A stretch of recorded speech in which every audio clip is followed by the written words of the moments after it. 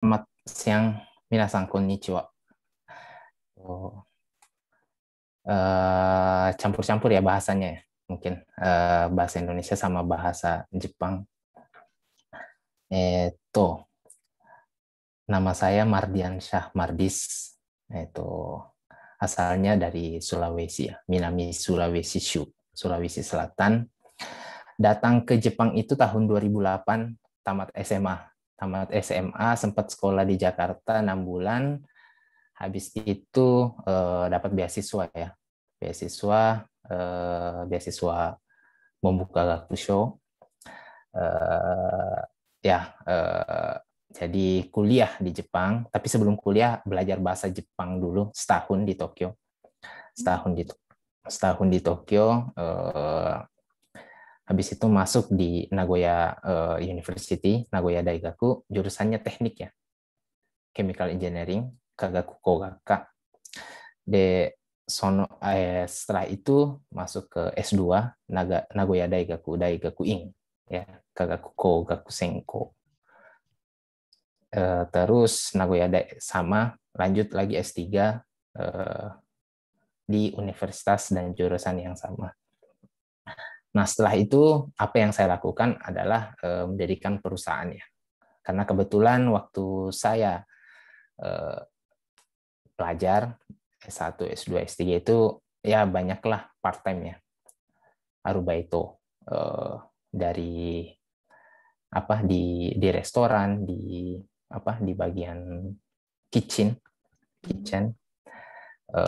jadi osara arai restoran mo yattemasu,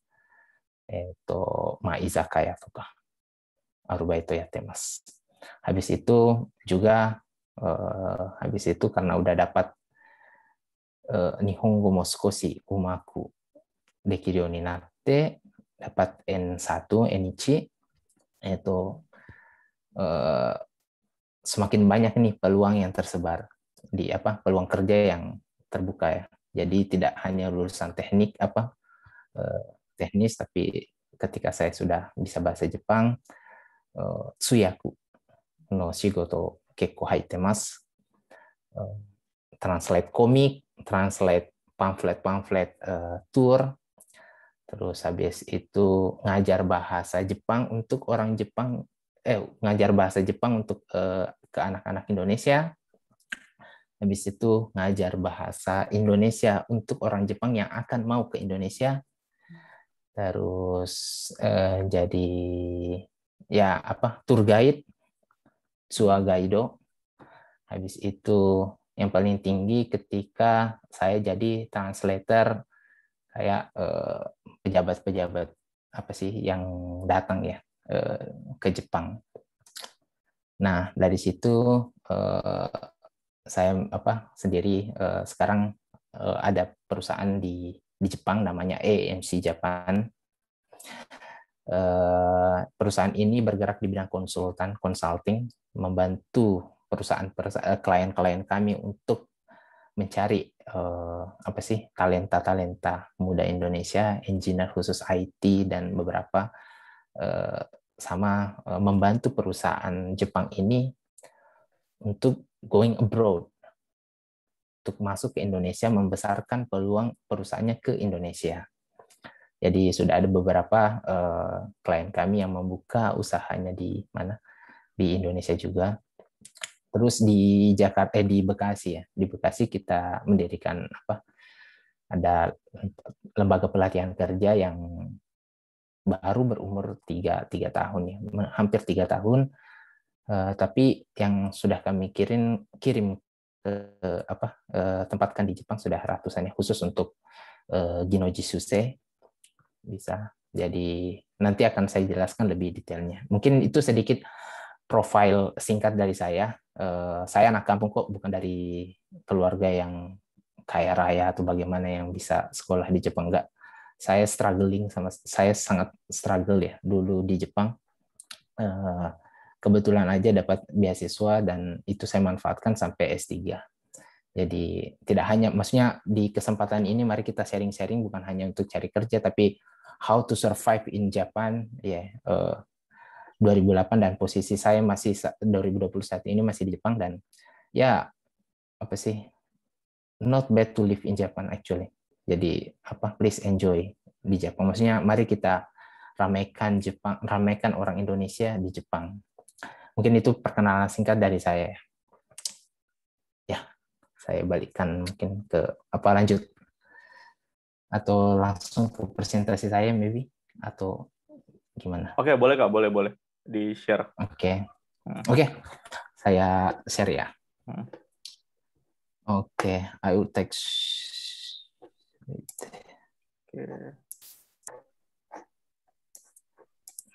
Oke. Terlihat jelas ya? Mungkin. Udah Kak, terlihat jelas. Ya. Oke, di sini peluang dan kesempatan bekerja di Jepang dikit sedikit. Oke, jadi ini sebagai gambaran, ini adalah data populasi di Jepang ya. Jadi sudah mencapai peaknya di tahun 90-an sampai 2000. Dan ini terus menurun. Mungkin bisa dilihat di grafik yang grafik warna biru itu menunjukkan jumlah populasi total populasi Jepang ya. Yang warna merah itu jumlah angka populasi Jepang di atas umur 15 tahun. Dan di warna hijau itu yang aktif bekerja untuk umur di atas antara umur 15 sampai 64 tahun. 65 orang udah pensiun ya. Nah, yang bekerja ini semuanya grafiknya menurun sampai di tahun 2030-an pun menurun, 2040. Jadi grafiknya sangat-sangat menurun. Di lain sisi, apakah industri Jepang juga menurun? Tidak. Industri Jepang tetap rata, bahkan meningkat, terutama industri IT-nya. Nah, kebutuhan-kebutuhan ini harus kita isi sebenarnya untuk negara berkembang supaya bisa mencuri ilmu dari negara-negara maju seperti Jepang. Jadi sebenarnya melihat populasi yang menurun ini, negara berkembang kayak Vietnam, Filipina, Indonesia juga termasuk, Bangladesh, Nepal, semuanya ini melihat kesempatan untuk mengisi kekosongan ini. Jadi ini kesempatan besar kita bantu dan kita dapat ilmu. Jadi kenapa tidak ke Jepang? Terus di Jepang ini ada namanya Yuko Kyujin Baitsu. Ini adalah rasio dari job openings to job applicants ya. Bisa dilihat rata-rata di sini. Jadi semua ini adalah peta Jepang ya, dari Okinawa sampai Hokkaido. Semuanya di atas 1. Semuanya di atas 1 bla bla bla. Ini data tahun 2019 ya. Dan rata-ratanya seperti yang di tengah bawah ini, rata-rata rasionya 1,63. Jadi apa maksud dari angka 1,63 ini? Dari 163 job openings, kesempatan kerja yang ada, yang mendaftar hanya 100 pencari kerja. Jadi masih ada 63 job openings yang tidak diisi sama sekali. Nah, jadi hanya ada 100 pencari kerja.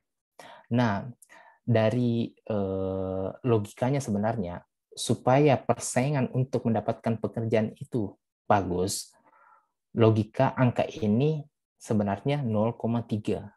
Ya, tidak boleh melebihi 0,5 atau apalagi tidak boleh melebihi 1, karena 1, itu berarti semua orang yang mendaftar udah masuk aja.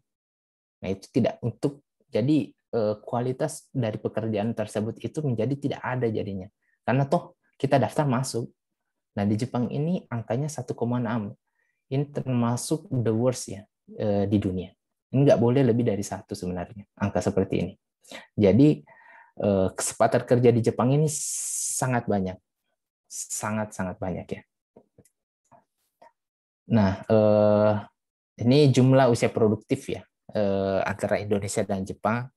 Di Jepang, seperti angka yang tadi tuh, mulai menurun di tahun 90 sampai 2000 ya. Ini kalau ditarik grafiknya lagi seperti yang tadi, turun terus. Berbalik dengan Indonesia, usia produktif kita ini meningkat drastis. Dan ini semakin meningkat. Sekarang populasi kita sekitar 260 juta ya, menuju ke 300 juta. Terus, nah, motivasi kita ke Jepang ini sebenarnya apa sih? Jadi apa kan banyak ya di Jepang. Saya juga jujur saya ke Jepang motivasinya cuma satu dulu karena dapat beasiswa itu aja, nggak ada yang lain dulu, nggak sama sekali tidak apa namanya tidak berpikir Jepang itu bagus, Jepang itu wah, Jepang itu enggak sama sekali. Saya karena hanya dapat beasiswa makanya saya ke Jepang. Nah, teman saya yang saya sangkatan belasan orang, semuanya beda-beda. Ada yang karena suka Jepang, ada yang suka anime, ada yang suka pengen kerja di Jepang. Semua motivasi beda-beda. Tapi nggak apa-apa, motivasi itu nggak ada yang salah sebenarnya. Asalkan positif ya. Nah, motivasi tidak ada yang salah.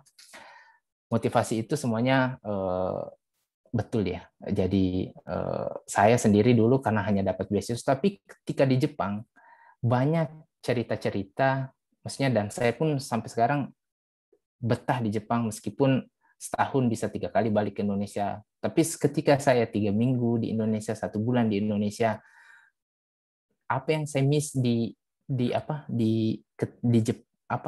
karena apa yang saya miss ketika di Indonesia itu karena di Jepang itu saya merasa aman ya, merasa sangat aman dan semuanya serba terstruktur. Kalau mengurus kartu SIM saya harus begini bla bla bla. Kalau di Indonesia kita harus bla bla bla. Maksudnya yang ada ininya ada tapi-tapinya gitu loh. Nah, di Jepang sudah terstruktur dan ya saya enjoy aja melewati semua. Kereta pun misalnya tepat waktu jam 7 lewat 3 menit sudah datang. Habis itu jadi kita bisa maksudnya stresnya itu berkurang. Ketika di Indonesia stres yang kecil-kecilnya jadinya banyak ya. Nah, itu yang saya rasakan. Tapi saya suka juga Indonesia karena makanannya ya. Maksudnya kita orang Indonesia ini mau 10 tahun, 20 tahun di Jepang juga pun yang kita miss di Indonesia ini adalah makanannya. Keluarga kita juga ada. Jadi banyak yang ada plus minusnya ya. Jadi teman-teman di sini mungkin yang hadir di sini motivasinya ada yang mau bekerja, ada yang mau bantu orang tua, ada yang mau bantu keluarga, ada yang mau belajar, ada yang mau cari pasangan hidup, ya itu semuanya oke. Terus nah di lain kesempatan, apakah sebenarnya Jepang butuh kita? Meskipun populasinya menurun, industri kekurangan tenaga kerja, tapi apakah Jepang butuh kita gitu? Apakah kita ini pantas untuk bekerja di Jepang? Itu yang menjadi pertanyaan selanjutnya kan. Motivasi saya ada. Jepang butuh nih. Jepang butuh tenaga kerja banyak. Terus saya mau kerja di Jepang, saya juga oke, Jepang, suka Jepang lah. Udah punya skill misalnya N4, N3 bahkan N2 mungkin. Tapi apakah Jepang butuh saya gitu loh? Tuh yang melihat Jepang sebagai niche ini banyak. Saingan kita itu ada dari Filipina, ada dari Vietnam, Nepal, Bangladesh, India, segala macam. Nah, Jepang kan juga milih-milih. Apa yang menjadi kelebihan kamu nih sebagai orang. Nah, satu mungkin menjadi kelebihan orang Indonesia adalah belajar bahasanya itu cepat sebenarnya. Ngomongnya itu enak didengar ya. Nah, kita harus bisa memantaskan diri untuk diterima di perusahaan Jepang.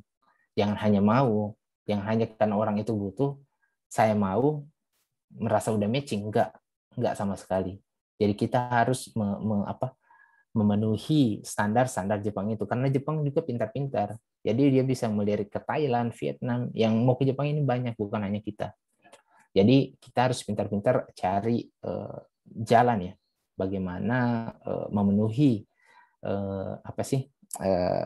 standar Jepang ini. Dan menurutku aplikasi Sale ini sangat bagus. Kenapa? Karena dia menyediakan kesempatan kita untuk berkomunikasi dengan orang Jepang langsung, dan yang ini susah sebenarnya. Nah, dia menyediakan itu secara online ya, dan dengan harga yang sangat bisa disentuh. Jadi tolong kesempatan seperti ini dimanfaatkan sebaik-baiknya. Jadi berkomunikasi dengan Jepang itu akan membantu kita untuk wawancara nanti dengan perusahaan-perusahaan Jepang. Oke. Terus saya sedikit jelaskan untuk visa ya, karena mungkin di sini yang hadir mungkin kebanyakan ada yang mau bekerja, ada yang mau belajar ya. Nah mungkin di sini working visa ini ada sebenarnya banyak ya, ada visa itu ada 20 hampir 30-an 30 jenis visa. Tapi yang paling sering kita apply ya itu di bagian engineer specialist in humanities and international services ya. Jadi di bagian situ untuk ini biasanya bagi untuk lulusan kayak engineer kayak saya S1 IT engineers, terus interpreters untuk yang lulusan sastra Jepang untuk menjadi interpreters di perusahaan-perusahaan Jepang. Ini yang pada umumnya nih, atau perusahaan Jepang yang ingin yang pokoknya visa ini yang paling umum. Ini visa yang skill high skill ya, professional worker. Nah, yang kedua visa yang kedua dari bawah, specified skill worker. Ini visa yang tahun 2019 diterbitkan oleh pemerintah Jepang. Ini butuh 2 skill. Skill JLPT N4, Enyong, plus ada 14 bidang usaha, termasuk nurse, caregiver, pertanian, agriculture, dan lain-lain itu ada 14 bidang. Asalkan teman-teman lulus di salah satu skill itu, N4 plus skill salah satu, itu sudah bisa memenuhi standar untuk ke Jepang. Dan yang ketiga, technical intern training, atau biasa disebut Ginojitsu ya. Ginojitsu ini yang nggak butuh skill, bukan nggak butuh skill skill bahasa Jepang. Dari semua ini semua skill bahasa Jepang wajib untuk untuk Ginojitsu, tapi nggak ada standarnya, asalkan bisa berkomunikasi sedikit dengan bahasa Jepang bisa. Ini untuk biasanya untuk tamatan SMK. Jadi saya ulang, untuk engineer specialist in humanities international services itu biasanya untuk lulusan S1. Untuk S1, S2. Terus yang untuk specified skill worker itu biasanya di atas lulusan SMK. Tapi dia plus lulus tes N4 dan skill.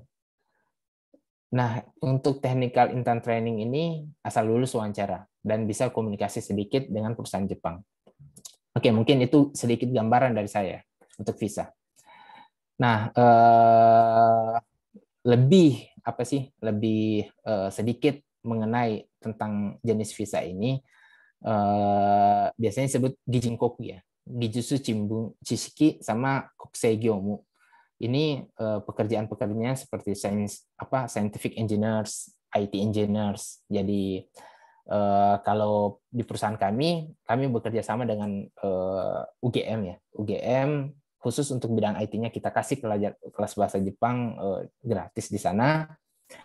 Nah, nanti di sana IT engineers setelah belajar akan melakukan wawancara dengan perusahaan Jepang, lulus, dapat kontrak, udah langsung bisa berangkat ke Jepang.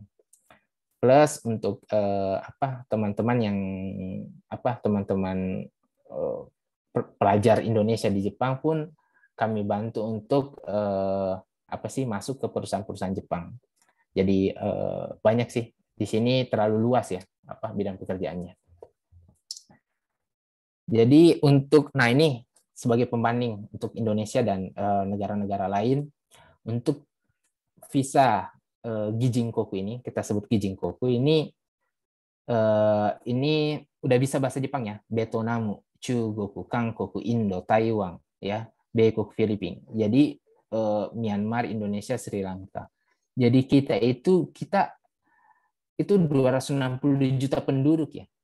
Yang apply cuma 607 orang loh. Ini grafiknya. Vietnam yang populasinya 100 jutaan itu sampai 23,5%, sampai apply-nya itu 9.927 orang. Sangat jauh berbeda dengan kita yang 260 juta. Padahal kita sama-sama negara ASEAN. Dekat kok dengan Jepang.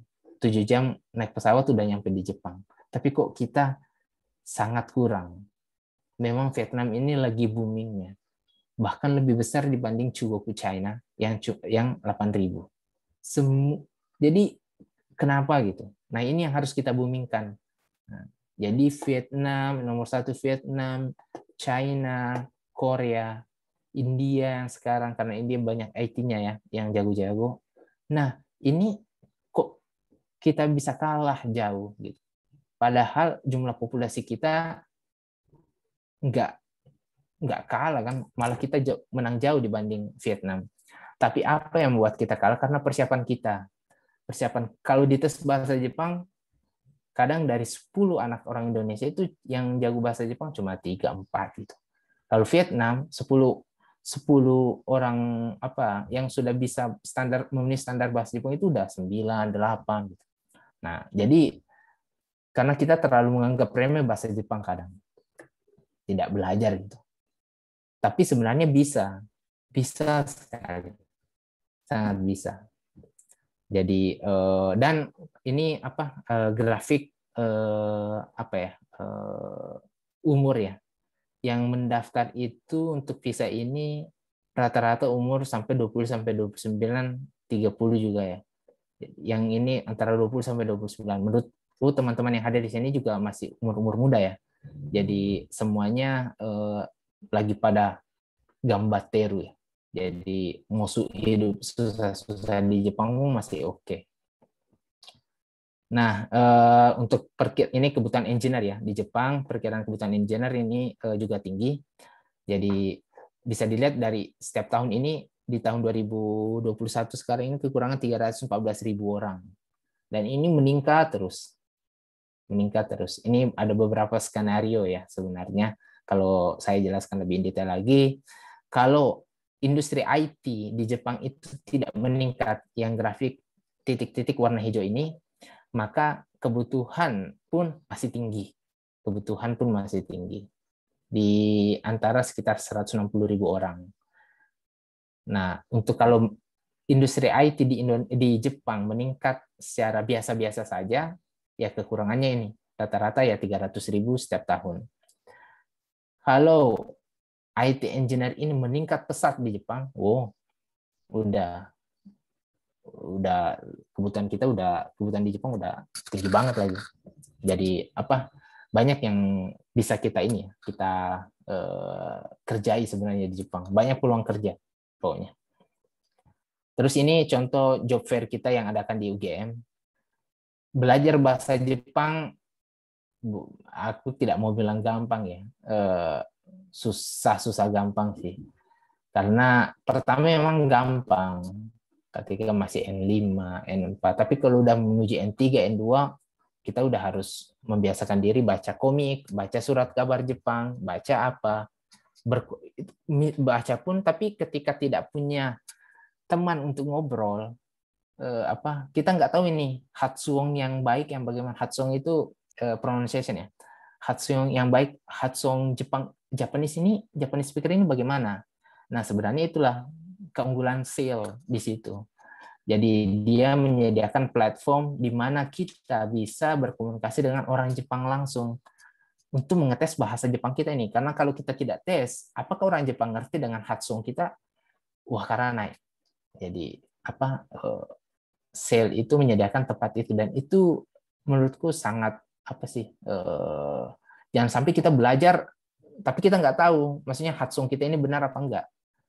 Kalau ya mungkin kalau aku yang dengar, nonton aku wakarimasu. Tapi kalau orang Jepang yang dengar belum tentu dia ngerti. Nah itu saya merupakan tempat yang bagus di situ untuk belajar. Ini contoh ketika mendapatkan naitesho ya, kontrak ya. Jadi ini untuk specified skill worker. Jadi untuk specified skill worker ini lagi-lagi butuh bahasa Jepang. Lagi-lagi butuh bahasa Jepang. N4 ini, minimal N4. Tapi kalau kita targetnya N4, susah. Kita harus targetnya N3, karena negara lain pasti menargetkan N4 juga. Jadi kalau bisa targetnya N3, Ensang. Jadi Ensang, saya selalu, karena itu yang membuat kita berbeda dengan negara lain, dengan orang lain. Kalau orang semuanya targetnya N4, kita nggak ada perbedaan. Tapi kalau kita targetnya N3, ada perbedaan. Tokutei-gino. Nah, di sini ada bidang caregiver, pengolahan makanan, banyak sekali ya. Nah, ini butuhnya 345.000 sampai 2024. Dan untuk caregiver aja 2024 sampai 60.000 orang. Dan ini setelah 2024 ini tidak menurun loh. Setelah 2024 sampai 2030 ini kebutuhan tenaga kerja menjadi 1 juta. Jadi kebutuhan ini sangat banyak. Tapi lagi-lagi Nihongo shaberanai to mensetsu wa dekinai. Itu ya. Jadi tetap belajar bahasa Jepang. Nihongo. Nihongo wa apa? Totemo daiji. Nah, ini contohnya nih kerja. Jadi nursing care itu 60.000 orang, restoran 53.000 orang, 40.000 construction 40.000 orang, semuanya banyak. Dan kita ready semua.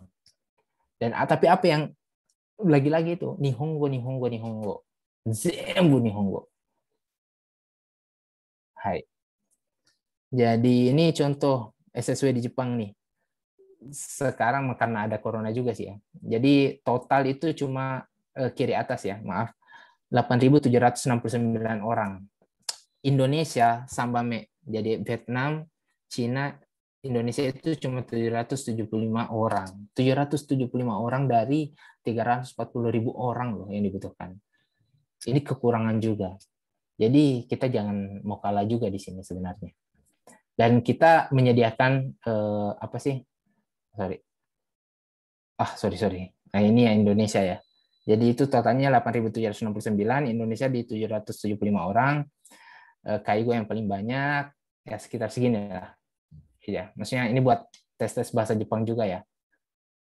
Coba latihan bahasa Jepang. Dan jangan mau takut baca komik bahasa Jepang. Baca komik, apa sih? Aku pun dulu baca-baca komik yang anak-anak gitu. Dan yang saya meskipun lulusan engineer, tapi yang menghidupi saya sekarang sebenarnya bahasa Jepang. Dari translator, dari apa segala macam yang menjadi andalan saya ini bahasa Jepang. Dan 2020 di Korosho ya. Nihon no Korosho ini kita sudah kerjasama dan kita kerjasama dengan pemerintah Jepang langsung. Pemerintah Jepang bahwa ada LPK kami di Bekasi, PT kami di Bekasi ini sudah kerjasama dengan Korosho Jepang, Kosei Rodosho, jadi yang mau specified skill worker oke juga. Nah ini contoh mensetsu di Jepang, sutsu, terus meskipun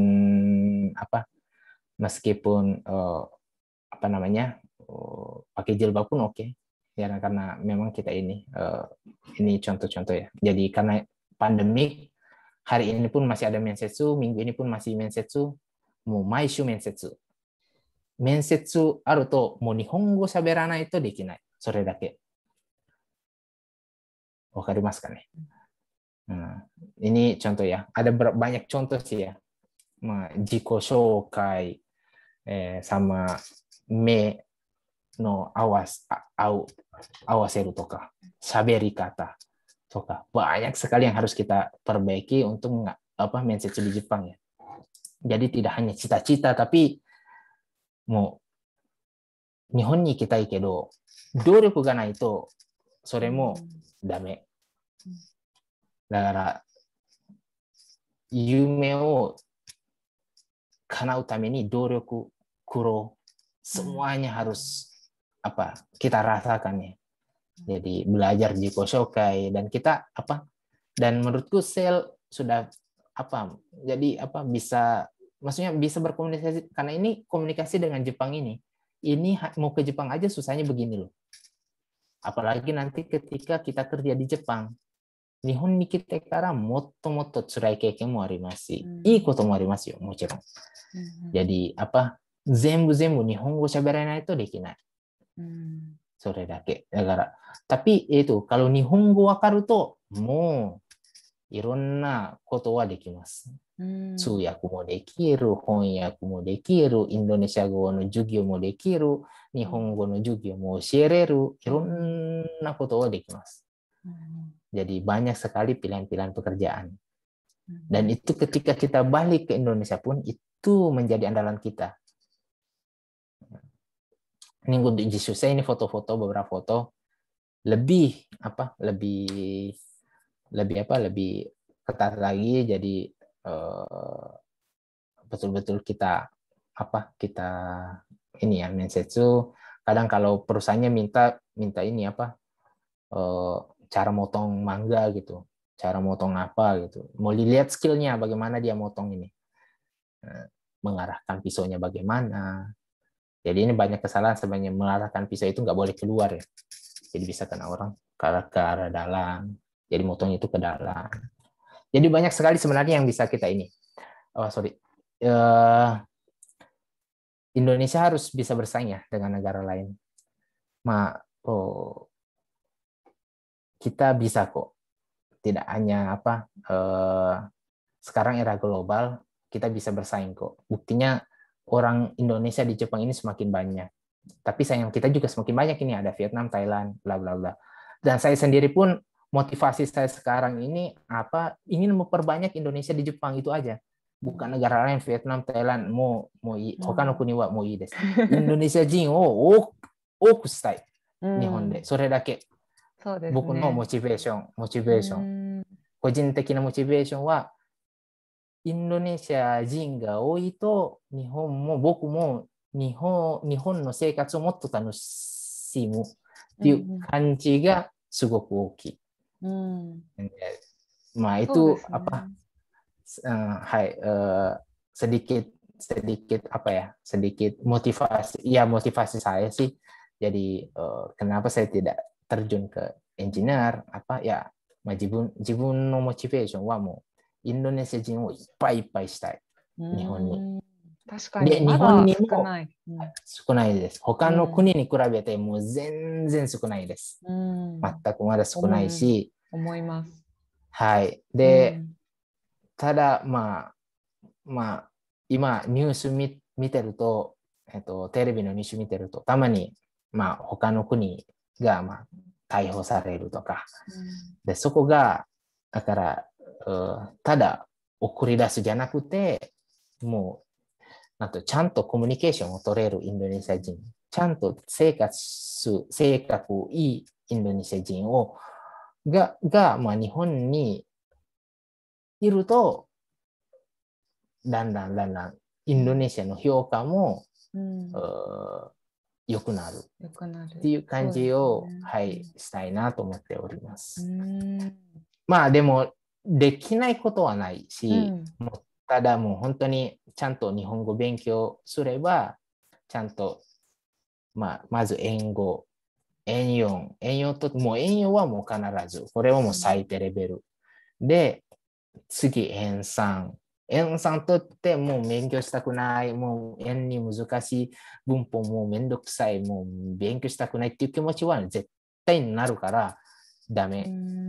もう嫌でもN2勉強するとか。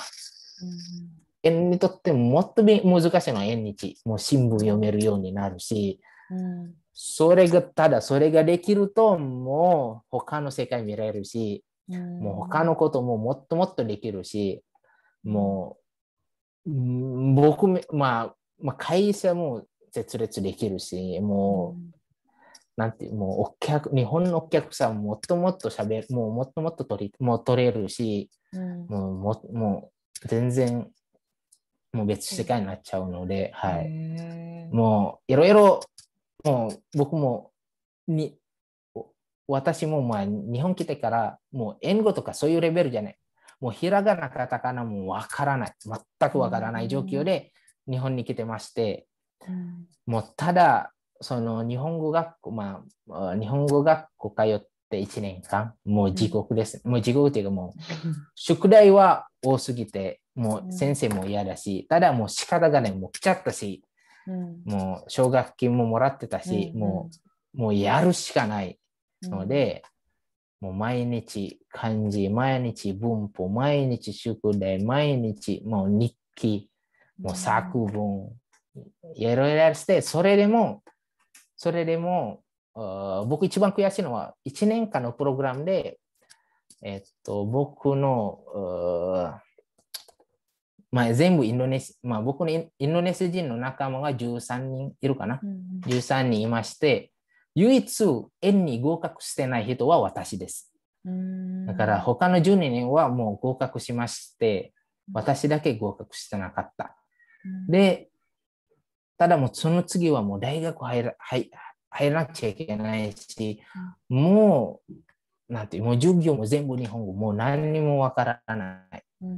もう数学でもうわからないし、何言ってるかわからないし、教授何言ってるかさっぱりわからないし、ただそれを乗り越えて、縁日取って、で、もう別世界見れて、もう時給800円の仕事から時給1万3000ぐらいの仕事も取れるようになりました。で、現在に、今ちょっと、会社を、日本人の他の、作っていますね。Jadi準備はしっかりします。一番準備しなきゃいけないのはもう日本語、全く日本語。で、今オンラインでできるし、いつでも日本人と話せるような機会、今アプリ、セールが開発したアプリをもう全然もうそれの方がもう全くもう使ってくださいと思います。もうだって自分が勉強しても、これが僕が言ってるこれ、日本人が通じるかどうか、インドネシア人の先生は通じるかもしれないけど、日本人の人がこれで通じるかどうかわかんないし、インドネシア人の先生がもう日本語を喋ってるとしても、なんとなくわかる。ただやっぱり日本に来たらもうおじいさんの言葉、方言もあるし、もうそれの早口を毎回聞かなくちゃいけないので、もういい機会と思います。僕は以上ですけれども、もしご質問とかありましたら、なんていうの、フランクな形でやりたいと思っております。よろしくお願いします。ありがとうございます。